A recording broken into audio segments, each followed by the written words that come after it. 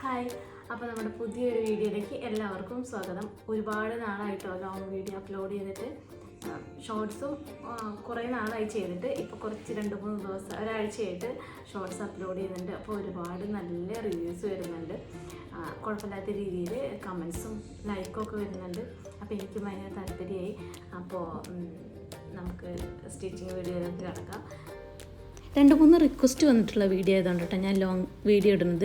ഒരുപാട് ലെങ്തി ആയിട്ട് തോന്നുന്നുള്ളവർക്ക് സ്കിപ്പ് ചെയ്ത് പോവാം. ഞാൻ ആദ്യമേ പറയാം കേട്ടോ.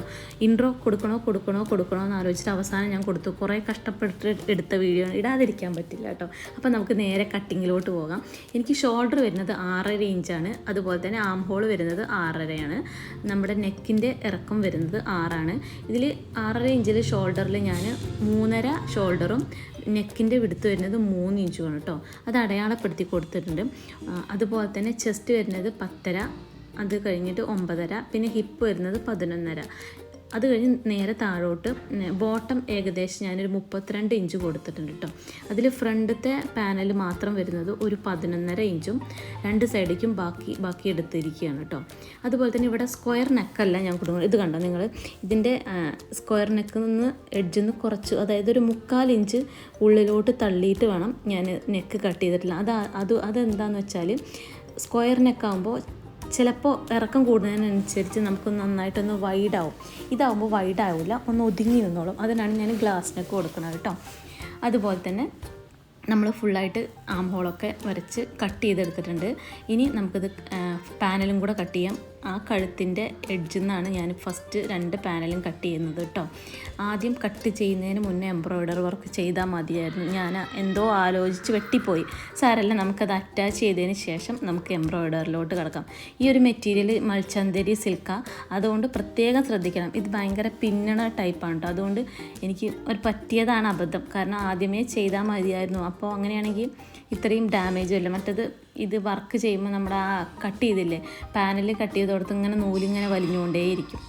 കുഴപ്പമില്ല, ഞാനത് അഡ്ജസ്റ്റ് ചെയ്തു ശരിയാക്കി വെച്ചിട്ടുണ്ട്.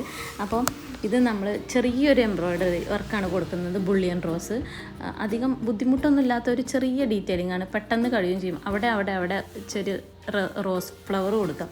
കാണുമ്പോൾ കുറച്ച് ഭംഗി, നന്നായിട്ട് എടുത്ത് കാണിക്കുകയും ചെയ്യും, നല്ലൊരു റിച്ച് ലുക്ക് തരുകയും ചെയ്യും. എന്നാൽ വളരെ സിമ്പിളായിരിക്കും കേട്ടോ.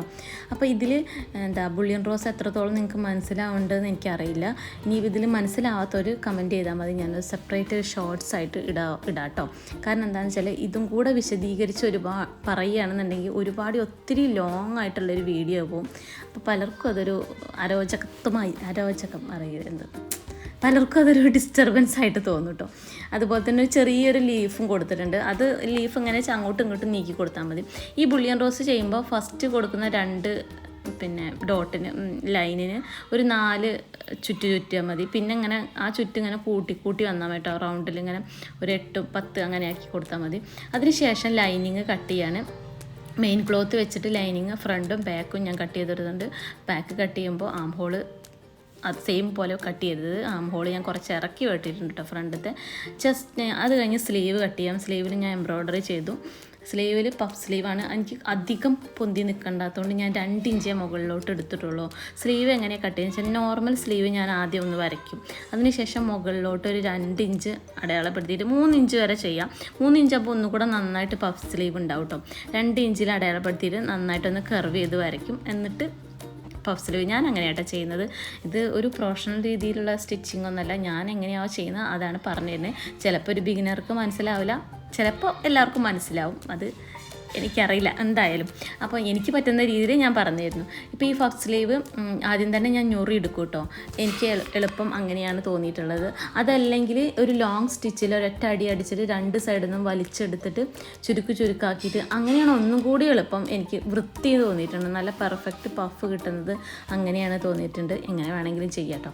അപ്പോൾ പഫ് സ്ലീവ് വെച്ചിട്ട് നമുക്ക് സ്ലീവൊക്കെ അറ്റാച്ച് ചെയ്ത് കൊടുത്തിട്ടുണ്ട്. ലൈനിങ്ങും മറച്ച് വെച്ച് അടിച്ചിട്ട് അതും അറ്റാച്ച് ചെയ്തിട്ട് ഒരുമിച്ച് ഒരൊറ്റ അടി അടിക്കുകയാണ് ചെയ്യുന്നത്. അതുപോലെ തന്നെ ഈ ഒരു വീഡിയോ 2-3 പേര് ലോങ് വീഡിയോ ഇടുമോ എന്ന് ചോദിച്ചുകൊണ്ടാട്ടോ ഞാനിത് എടുത്ത് വെച്ചിട്ടുണ്ടായിരുന്നു. ആരെങ്കിലും ചോദിച്ചാൽ ഇടാമെന്നുള്ള ഒരു ഉദ്ദേശത്തോടു കൂടി എടുത്ത് വെച്ചതാണ്. ഇനിയിപ്പോൾ ചോദിച്ചില്ലെങ്കിൽ ഇത് എൻ്റെ ഗാലറിയിൽ അങ്ങനെ തന്നെ കുഴിച്ചു മൂടിയിരുന്നു കേട്ടോ. അപ്പോൾ ഒരുപാട് ലോങ് ആയിട്ടുണ്ട് എന്ന് എനിക്ക് തോന്നി. എന്നാലും കുഴപ്പമില്ല, നിങ്ങൾക്ക് ഇഷ്ടമുള്ളവർ കാണുക. എല്ലാം അടിച്ച് കഴിഞ്ഞിട്ട് ഞാൻ ഒന്നും കൂടെ ഒന്ന് മടക്കി വെച്ചിട്ടോ നോക്കൂട്ടോ, കാരണം എക്സ്ട്രാ എവിടെയെങ്കിലും അതുപോലെ തന്നെ അടിയിൽ പിന്നെ നമ്മൾ അറ്റത്തായിട്ട് കുറച്ച് ഒരു 1.5 ഇഞ്ച് മുകളിലോട്ട് കയറ്റി വെട്ടണം കേട്ടോ, അല്ലെങ്കിൽ 2 സൈഡും അങ്ങനെ തൂങ്ങി നിൽക്കും. അപ്പോൾ കറക്റ്റായിട്ട് കട്ട് ചെയ്ത് കൊടുത്തിട്ടുണ്ട്. ഇതാണ് ഫൈനൽ ലുക്ക് വരുന്നത്. നിങ്ങൾക്ക് ഇഷ്ടമായിട്ടുണ്ടെങ്കിൽ എന്തായാലും ലൈക്ക് ചെയ്യാൻ